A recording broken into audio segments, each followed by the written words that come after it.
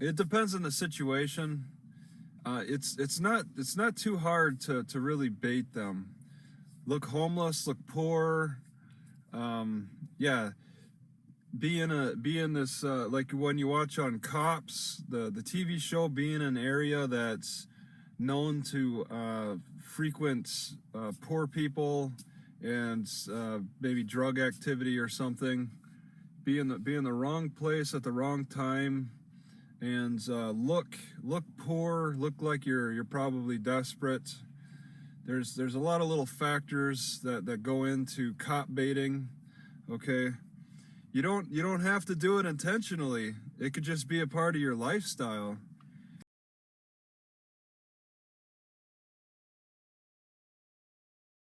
All right, what do you do after you bait the cops? All right, it just doesn't end right there. You still have them. You're still in that situation, so you got to make the most of it. All right, if you have just one cop, get them to call more. It's not that hard. I've done it many times where one shows up and then they have to get like 5 others. It's amazing.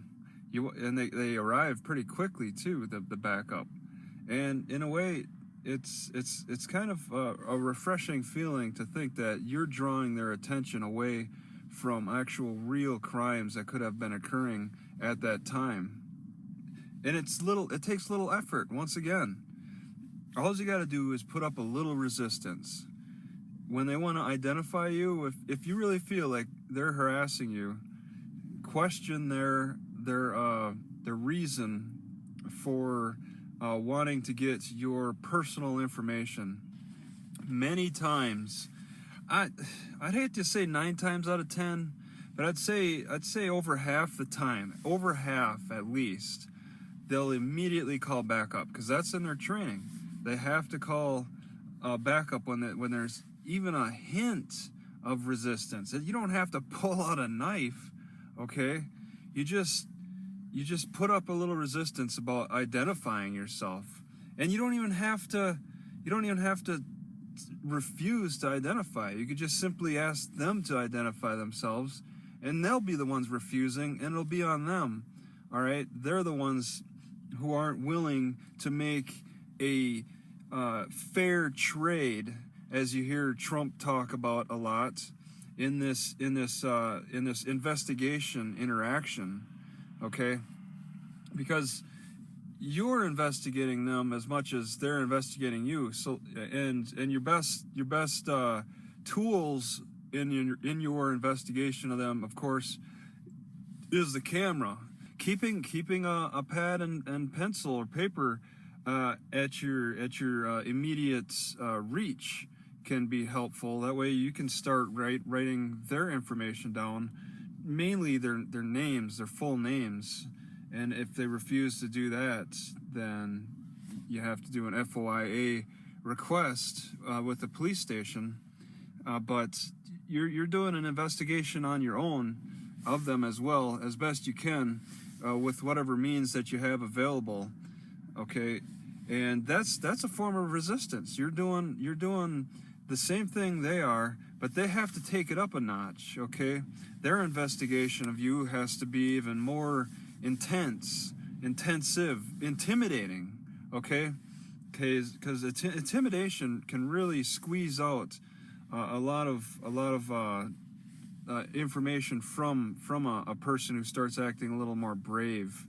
Okay, but you need to practice it. That's the thing, because intimidation does stagger any normal person. The fear, the feeling of fear. Okay, when I have to engage with people who are, the situation feels intimidating, where it's a lot of an audience, or if it's menacing people with guns who are demanding information. You need to go through a routine of practicing that. Practice talking on camera. That's I think maybe a little help. It's been helping me, at least.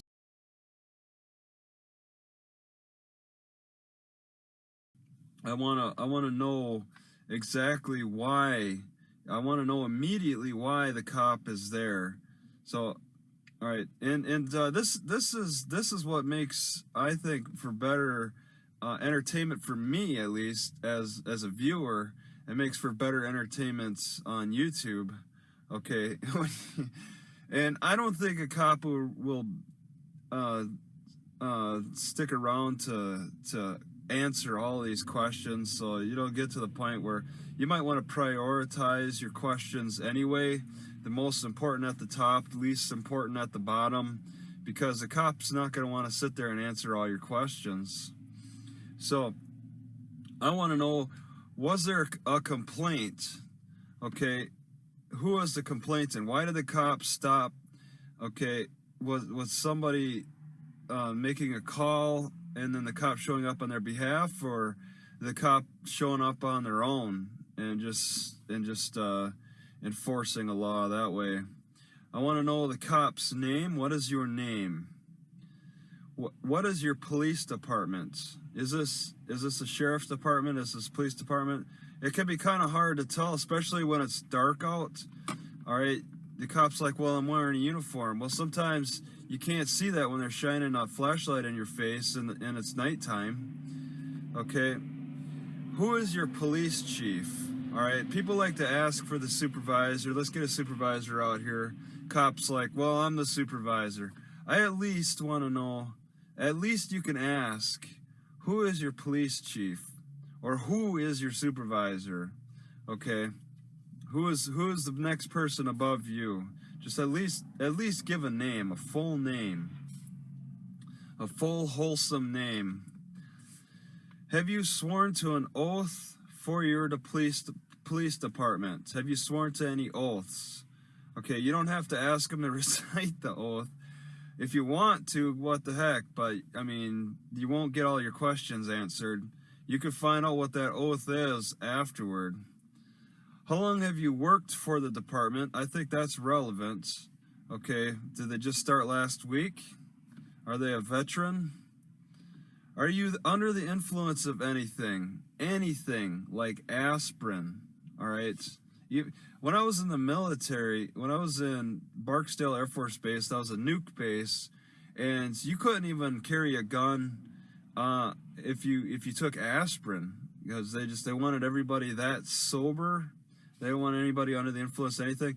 And you want your cop to be sober, so you want them to admit that they're sober and just be sure. What are your shift hours? It's just, these are curiosities.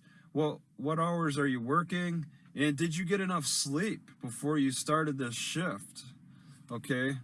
Because that's, I mean, people who are tired make bad decisions. They're not in the right state of minds, especially if it's been consistently going on. It's a call for help for cops. If they're not consistently getting good sleep because of some issue, that's a call for help for them. They could end up shooting somebody, and then you got a bigger problem that could have been avoided had somebody found out on a psychological. These are psychological questions in a way. All right.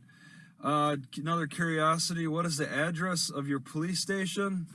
You're orienting themselves. I was thinking, what would be another good question related to the supervisory? I was thinking of asking, who is your mayor? Okay, but I mean, that's something that you could find out on your own anyway, and that would be like, nonsense questions. Who is your police chief? That's not as well known as something like the mayor. So those are the questions to ask, and definitely keep a cheat sheet on you, okay, for when a cop does stop, because it's so much easier. I learned when I worked for Toys R Us answering phone calls in the Christmas time with moms, it was so much easier to answer the questions by just reading the sheets. They ask, I see the question, I read the answer. It's so much easier to do that when you're just taking in so much. And when you're dealing with cops, you're under so much stress that you just, boom, here it is. Now I can ask, instead of trying to remember and then and deal with all the adrenaline and stuff. Adrenaline can make you forget things. So having a cheat sheet with you helps. This is a cheat sheet I would prefer to keep instead of those ones that say, "Oh, I don't answer any questions," and here's all my rights. Here's a piece of paper with all my rights. I don't answer any questions. I want to make a good YouTube video. If a cop's gonna be a bad cop, let's make a good YouTube video. Get the views of this guy or lady. Now, the guy was like, you should just be as nice as you can to the cops, so that you could just say yes sir, no sir, and so you could be on your way. All right, so you show the cop respect, and that's just how it needs to go. Well, I argue and counter to that you should actually argue with the cop to get the maximum ticket, to get the maximum charge. That way the charge that's brought forward to the courts isn't skewed, because if you try to be extra nice to the cop, he may forget some details of the situation. If you're in the right, then you want to argue you hold your court right there on the scene, so that the cop can record it all and have a better memory of what happened. Because if you anger them, then they're going to remember that a little bit more and put that in the details. Okay, if you're arguing good valid points that anger them, you want to ensure that those points are made as best you can, as long as you can remember to make those arguments on the spot. I'll accelerate the situation a little bit, and increase it, and ask for the maximum. I'm like, give me your worst, whatever you got. I'm bicycling against the lane of traffic. Give me your worst. Let me see your ID. Fair to the cop. I don't try to be nice, like suck his dick or something. I want to be fair about it. If I don't feel he's being nice to me, I'm not going to be nice to him. If I feel he's being fair to me, then I'll be fair with them. I'll be fair about the situation, but I'm not going out of my way to be nice. I'm not a Walmart customer service representative. I'm not trying to make their day better.